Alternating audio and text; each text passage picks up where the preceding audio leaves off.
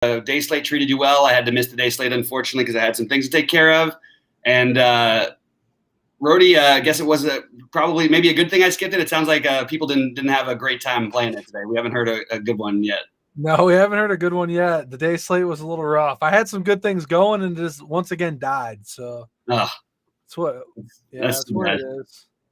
Yeah, guys, when you get on in, say what's up. I'm going to just do the quick reminder. Again, free sign up of TrueDFS, sheets of sheets, everything, all of my plays, everything like that. It's all posted on there, free for the first month. And please don't forget to like and subscribe to the videos and all that stuff. Rody, if you don't mind, would you mind tweeting this out while we're already on it? There we go, man. I love it. We're starting to get in sync here. I'm feeling good about tonight, man. We haven't talked anything about what we're playing or anything yet, but we seem to have a consensus feeling good. I somehow made money on last night's slate, which just felt kind of gross. Like the whole slate was just nasty. What's up, Adam? And this is gonna be a fun night. It's gonna be weird with the weather, so we're gonna get out of here at 6:30 Eastern, and we will go through the plays we like. I don't want to get there's so many stacks that I like today. I just want to try and condense it into a couple. Rody, let's start it off with stacks instead of pitching because I have a feeling we're gonna be on similar pitchers. What stacks are you playing tonight? Because I can make this is one of the better stacking slates, but then we've also got the weather to deal with. I don't know. Where are you looking right now? Yeah, I mean, Brewers project so high on the list tonight, like better than anyone. Brewers are where you want to go, but you really got to watch the weather.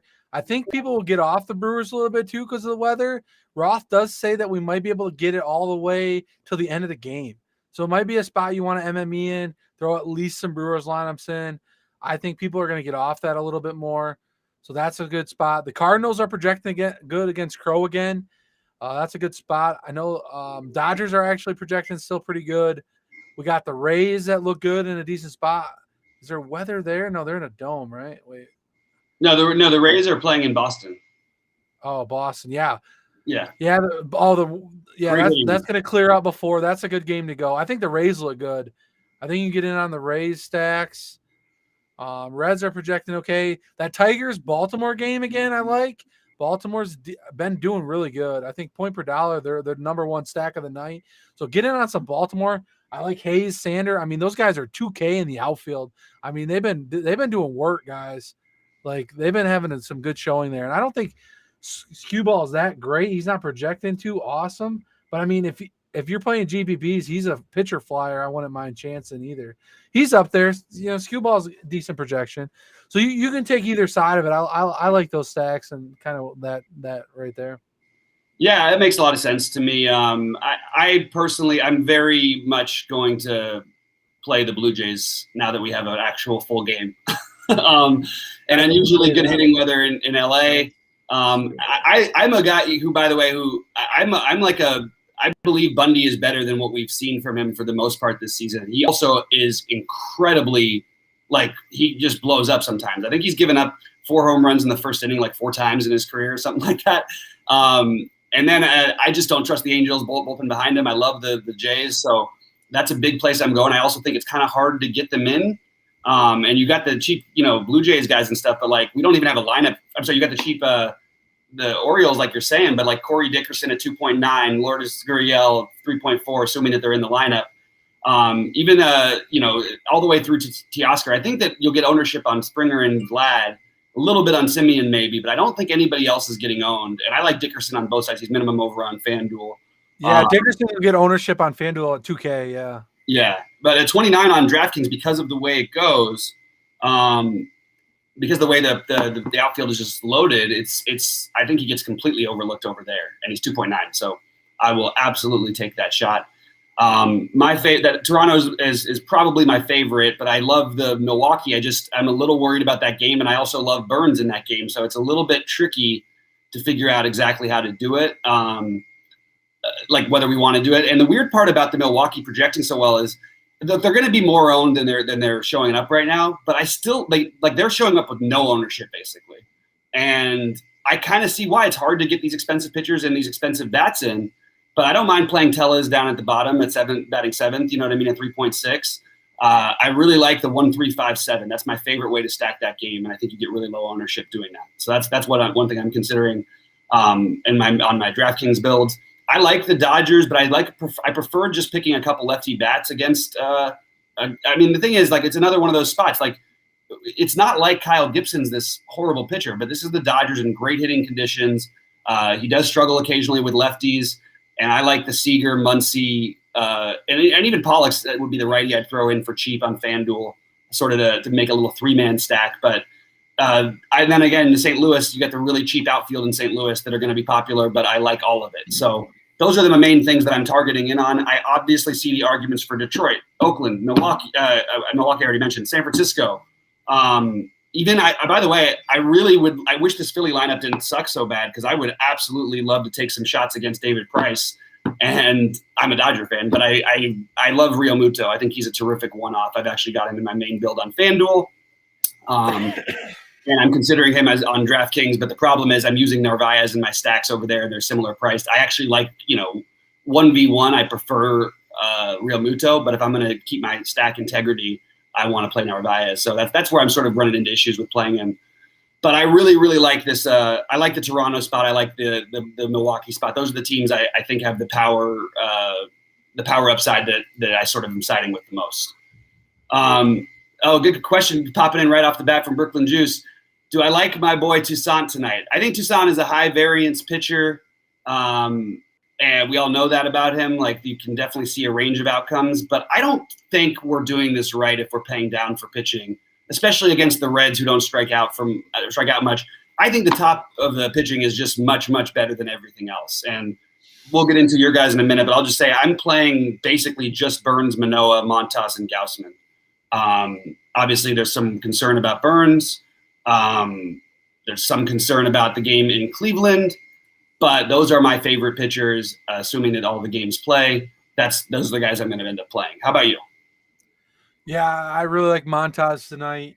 Burns is a concern with the weather. I do like that. I didn't think about Manoah, but I could see that. That's a good play. Wainwright, I'm still kind of on him a little bit against Pitt. He's been looking good this year. He's projecting right up there, pretty decent. Not too high ownership, but I like them. But yeah, I'm gonna stay up pretty up to the top too today. Mm-hmm. Yeah, I totally think Wainwright would be the other guy if I have to pivot off of Montas because of the weather, or if I have to pivot off of Burns, I would definitely take some shots with Wainwright. I don't play Wainwright all that much, even though he's been really good this year. And Pittsburgh, this is a high strikeout. Pittsburgh doesn't strike out in general as much, but this is a high strikeout lineup that they put out there today. Jeez. So I actually think that Wainwright is definitely in contention. I want ceilings. I want safety. I guess Montas doesn't necessarily have the safety, but I think if you want to go for ceilings, just Burns, Manoah, Montas, and Gausman are just significantly higher than everyone else's for me. Anybody? You mentioned Skubal. I don't like taking lefties against the Orioles. They just don't. They seem to make enough contact. They don't strike out quite as much against lefties. They've only got, I think it's like 16% or something that their lineup strikes out against lefties, which is really low. It's very strange when you look at baseball these days, because I always try and point this out with everybody's like, oh my God, look at this pitcher's got a 25% K rate. And I'm like, that's bad. That's average. League average K rate. Nolan Ryan, who was considered, by the way, the most overrated player in the history of baseball. But Nolan Ryan's career strikeout rate is the average major league strikeout rate right now. That's how much people strike out. So we saw it last night. You get weird guys. Griffin Jacks. Look at what did he strike out 10 in 5 innings last night?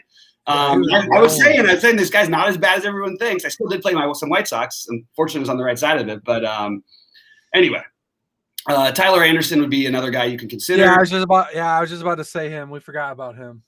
Yeah, I've always been the Tyler Anderson is a better real life pitcher than people think. He keeps the ball on the ground better. He was decent. Even in Colorado, he wasn't the guy who got lit up, and yet everybody would stack against him every time. You have a 3.29 total for Texas, and taking a lefty against Texas definitely doesn't seem like a bad way to go. But I just don't think you need to do it. I think you can find enough. We're saying, okay, if we want to fit the Blue Jays in. Well, I already mentioned I like Dickerson at 2,900. We talked about the Baltimore outfielders, guys like Santander. Then you've got Bader and Carlson and O'Neill. You can stack them without having to give up anything on pitching. So this is the time of year where I think it's important.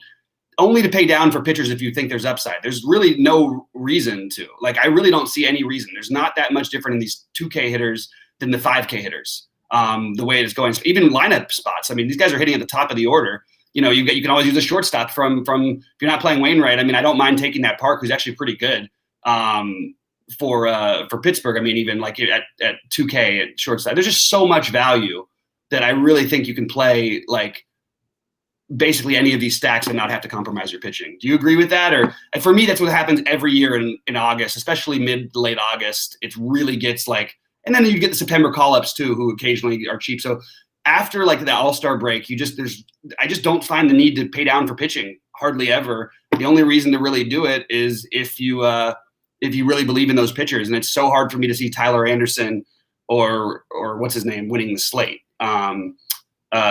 I guess Tyler Anderson has enough upside, but I don't know. I don't love it. Tukey has upside, but I just think there's no reason. I just would rather pay $600 more for Montas. You know what I mean? I just don't find the reason to spend down. Am I correct? Do you agree with this, or what is your sort of strategy? Yeah, totally. I've been paying up for pitchers a lot this year. Every now and then find a good value one that pops up there, but paying up for the guys has been key to my success this year. So yeah, I just think it makes the most sense. And in general, with the way the pricing has become so soft, and bad job, DraftKings. I love you guys, but like poor job on pricing players. Do a better job. It was so much more fun to me when it was so hard to figure out ways to get guys in. And it's just, to me, it's just super easy. Do have a question here from Mike. He asked me do I like Burns over Gausman? I like them. I have the exact same amount of both of them. I prefer Gausman, I guess, because you just take the safety on FanDuel because of the weather concern. So I guess I prefer Gausman on FanDuel. On DK, I have them together, and I have Montas and Manoah together. That's basically what I'm doing. I'll mix in a couple of those four guys, but I don't think I'm going to do anything different if I get a green light on all the weather, which is basically going to just determine a lot of this. Late start in Cleveland may make Montas safer. Actually, that's true based on the way the weather looks there. So I actually kind of like that. It might actually. What's weird is it makes Montas safer, and it probably scares some people off of Montas. So I like it even a little bit better for that reason. So Adam wants to know a question: who's to spend down at third base on DK? And I have some ugliness at spend downs on DK. If you need to do that, I think I prefer spending down in the outfield. But if that game goes in Chicago, I don't mind Duffy against Burns at minimum, but I don't love it. Like, you could play Yoni Hernandez. Not for me. Not going to do that. I would probably side with Rodolfo Castro. Maybe La Stella if you're stacking the Giants, who I think are viable tonight, very viable against my Merrill Kelly. I think he sucks. And then you've got, look, I just think it's a position. I have some Castro, but I don't think I'm going to be spending down at third base primarily. How about you? Oh, JD Davis is the other. Oh no, that's a 7-inning game. Sorry, not JD Davis. Excuse me. But that's $1 per dollar. Go ahead. Yeah, third base. I don't see anything good to spend down at too. Maybe the cheapest you can get the Hayes for not Hayes. He's projecting decent for Pitt, but I like Wainwright tonight, so don't go with that one. Yeah. I don't see anything. Maybe there's a couple guys on Pitt that are there at third you could play, but I like Wainwright, so yeah, Yoni Hernandez, like you said, probably. Yeah. That's it, really. Sorry, I didn't mean to interrupt you there. No, that's it. Yeah, you're good. Those guys. I don't love the position at third base today, but I think like Arenado is the guy I probably end up siding with. Maybe you can go Austin Riley against the lefty in Miley. But I mean, again, it's not. I don't know. Escobar there at the top for the Brewers. Oh, Escobar! If you're going to pay all the way up, absolutely. I'm very into Escobar, and I actually think that the ownership on him, like, it's probably going to be higher than they're projecting it. Yeah, for sure. Even at that crazy price, just because third base is kind of the ugly position, right? Like, I'm looking at, let's see, who's going to be the most owned player? Jose Ramirez. That's an awesome play any night, but he's facing Montas, who's actually a good pitcher. I like Montas, yeah. So yeah, and then you've got Arenado at 49, who's going to be the other one who gets ownership. Candelario, Detroit. Candelario, there you go. Detroit's projecting good too, guys. So Candelario, Chris Bryant, Riley, Seager. These are all the guys who I'd be considering along with Arenado. And of course, look, you can always play Jose Ramirez in literally every matchup and feel good about it. You could even play Rafael Devers in the lefty-lefty spot. There's options. It's just I don't love the position personally. Nobody I feel like I need to have there. All right, so let's see. What's up, K9 Bronco? Let's talk a little bit about some of the ways that we're stacking. Okay, so I mentioned, I think I mentioned it to you. Maybe it was during the show, maybe it was pre-show. I love the 1-3-5-7 stack, and then mixing in whoever else you want with for Milwaukee. That's the easiest way to do it. It's the way I like it the most. That's what I'm doing. How about you? So you're picking like batter 1, 5s, 3, and 7 is what you said? Yeah, it's Wong, Tellez, Narvaez, and Adames. I like using Adames, who's going to, I think, be low, like the lower. I think they're all going to be lower owned than. I mean, they're projected to be low owned, but I think they're going to be fairly low owned. So, yeah, that's what I've got right now. How about you? What's your? Yeah, I mean, it's a big game. It's a big stack. I mean, like, I don't mind even getting off like Yelich even or like Adames. Like, pick one of those guys and pair with Escobar, and then play like Tellez at cheap. You know, you can get Colton Wong at second base. I like Narvaez at catcher. Like he's a good play. So yeah, I like mixing it up like that. And, you know, you got Garcia there too to mix in. Sure, definitely makes sense. That's just Milwaukee. I mean, should probably get a FanDuel build going here for them. Yeah, let's talk a little bit about FanDuel. I always, you know, instead of getting out stacks, I like to talk about the guys who we actually have. You know what I mean? Like, it's just, I feel like people don't talk enough about you. They just sort of say, oh, stack this or whatever. One other cheap option you can use, by the way, today is Matt Beatty for the Dodgers. If you do like the Dodgers, he's 2,400 and batting 8th. I know he's batting 8th, but he does have enough power. It's good hitting conditions. More of a fly ball guy anyway, so I actually kind of like him in that matchup if you're going to spend down somewhere other than the outfield. But I'm a big fan of the 1-3-5-7, and then you mix in Escobar, you can mix in Yelich. That's the way I would do with the Milwaukee stack personally. All right, so how about you? How about for and then again, I guess I'll just say Toronto. Vlad, Simeon, Springer, and Dickerson are my favorite 4 of the stack. I think Dickerson comes in really low owned on DraftKings, high owned on FanDuel. I told you before, I think the Giants are a phenomenal stack that no one's going to play today. And if it wasn't in San Francisco, I would be all over it. I'm sure other people would as well. But that's like my off the board stack that I'm just not getting to, and I kind of wish I was. Who's that team for you today? You might have made it Toronto for me. I really didn't mention them earlier in the stacks. I mean, they're grading out pretty decent in the mid pack. You know, I don't mind Toronto, Oakland right there in the middle even. Giants are not that far back, actually. They're not a bad stack on at least showing up decent for FanDuel. So, I mean, a little bit farther down on DK because of their price. Mm-hmm. But yeah, they show up decent on FanDuel. So yeah, I think that they're easier to play on FanDuel. So of course, you know me, I'm playing them on DraftKings and not on FanDuel. I just want to get creative. You know what I mean? I want to do it the harder way that they're going to be lower owned. But I do like them obviously in general. And another thing is this kind of a decent sized slate too. I don't think ownership's going to be maybe spread out a little bit too with some weather concerns. So I don't think you got to focus too big on the ownership a little bit, but yeah, I mean, it's just, you know, it's out there, but like it's going to be spread out a little bit, I think. Yeah, I like a point that was just made in, you know, this is a spot where maybe I guess Stroman is not on the FanDuel slate. I would like to play him on FanDuel actually. You have like he's going to project. The thing is, there's a real shot at a complete game here against this weak Nationals offense with a 2.6 total in a 7-inning game. So Stroman is definitely a guy you can use. I actually think he and Wainwright are close. So it's a good point there by Adam. I don't think it's a bad off the board play to play Stroman. He's not cheap and he's not a high strikeout guy, but he is a guy who can mow through some innings, especially against this pretty weak. It's the Nationals lineup, but it's really not a professional lineup outside of Soto and Bell. How about so for your stacks? If you're talking about, you know, you mentioned some of the bats you like for Baltimore.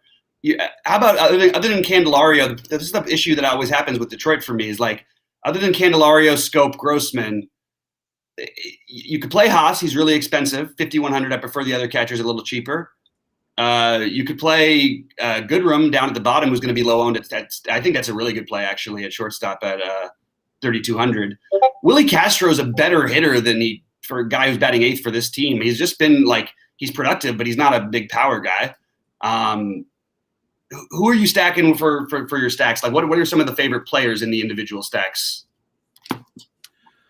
So you just want to talk about Detroit, or you just any stacks So I'm just double checking the thing. Well, I was just saying that the way I like Detroit, because I do have a little Detroit interest on FanDuel especially. But how about you? Who are you playing from the stacks that you're playing? Give us a couple names of individual batters you like.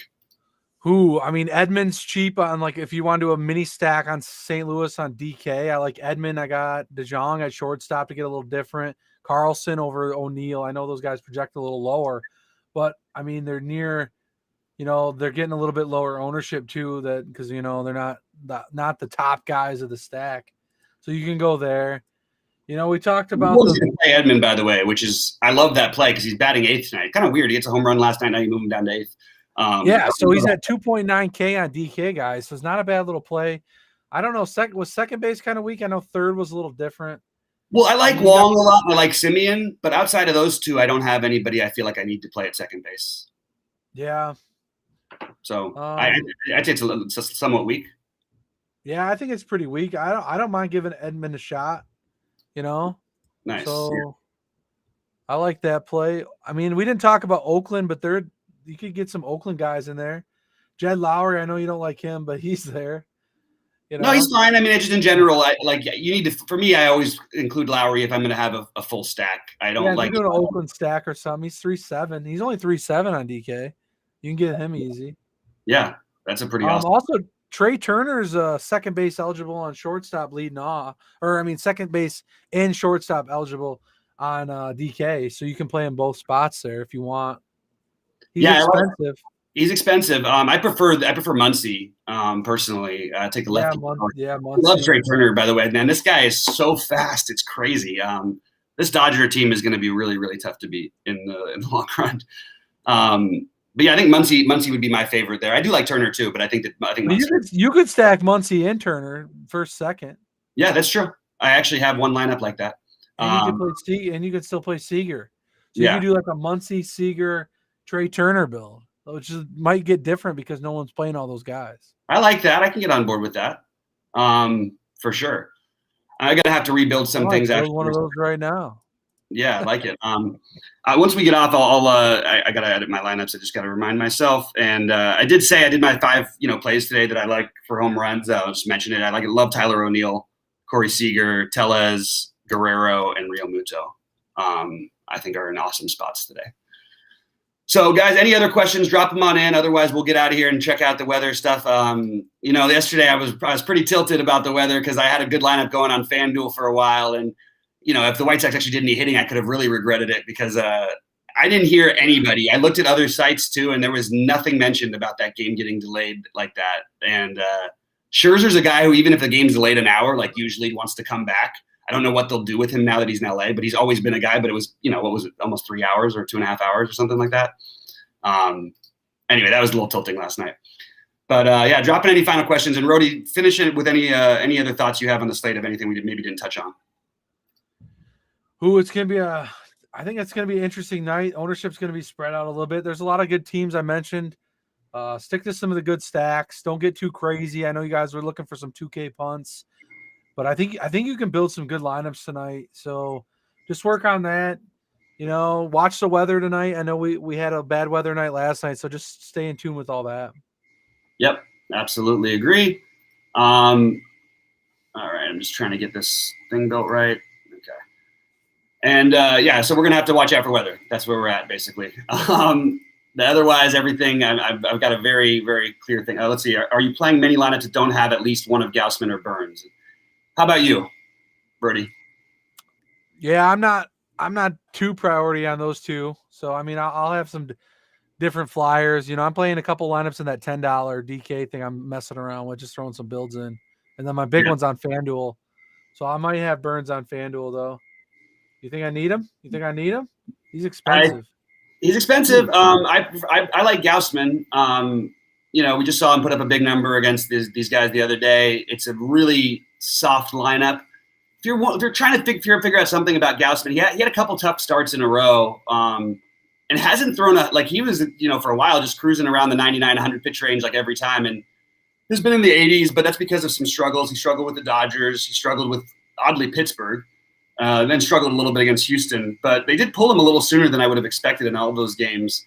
And I just don't see that happen. This Arizona lineup is so bad. Even if you don't get all the strikeouts, I think the 6 innings, the win are just incoming for him. And I think there's a chance he could even, pitch deeper. And then he himself creates enough strikeout upside. So I'm very into Gaussman. I do have some lineups without them, but it's going to be Montas and Manoah then, who I could just see. Manoah is the one I think could absolutely sure, there's risk, but you might see a guy put up 35 fantasy points like that. This is the kind of matchup he can do it against this weak Angels team. And this guy has got great stuff. So I really, really like Manoah if you're not going to go that route. And then Montas is my 4th favorite. Yeah, I might even go to Gaussman on FanDuel probably. So I like that play. So yeah. All right, guys. I'm paying up, guys. I'm paying up. So yeah, I think we got to, man. Unless there's by the way, I actually ended up throwing Jay Happ into a few lineups last night, which I wasn't planning on doing, but when I redid my Met stacks, I was like, okay, I'll throw Jay Happ into, and he was actually good. But if anybody watched that Pittsburgh St. Louis game, there were some of the worst calls I've ever seen behind the plate, like really hilariously bad. There was 3 called strikeouts I think that Happ had, and one of them was like 6 or 7 inches off the plate. I mean, it was like embarrassing. The guy, I can't remember who the hitter was at the time, but he just looked at the guy. He just looked at him and like what? Like, are you joking? I think the guy actually just made the wrong call. It was that bad. Anyway, I'm pretty much that's what I'm doing here, guys. Hopefully somebody takes something down tonight. Let us know in Discord. I promise I won't do any complaining tonight. I'm planning on just celebrating whoever one of the true DFSers that wins it, and hopefully Rody wins the satellite. What is the thing tonight? The satellite for the big one. What is it? A 970 again? I don't think there is a satellite tonight. Oh, there's none tonight. No. Then we're gonna have to actually just come 1-2 in the other tournaments, I guess. I'm playing the 1650 on FanDuel for 100K. Take it down. You have my permission to win that tournament because I'm not in that one tonight. That's about my biggest lineup of the night. And then I'm throwing some small ones in DK, so nothing crazy. Yeah. Nothing crazy. All right. Guys, just quick thing I'm going to touch on. I'm flying to the East Coast tomorrow, and Sheets is traveling. So the videos might be a little tough. We'll have all of our information, everything projected and all that stuff done. But it's going to be hard to get the videos done. I'll try and find some way to get something out, but it might be a little tricky. And Rody, of course, has his job still, even though this guy just cleans up at DFS. Anyway. All right, guys. Good luck to everybody out there. Rody, thank you as always. Really appreciate it. Great stuff. And somebody take something down tonight. Good luck. Let's get it, boys.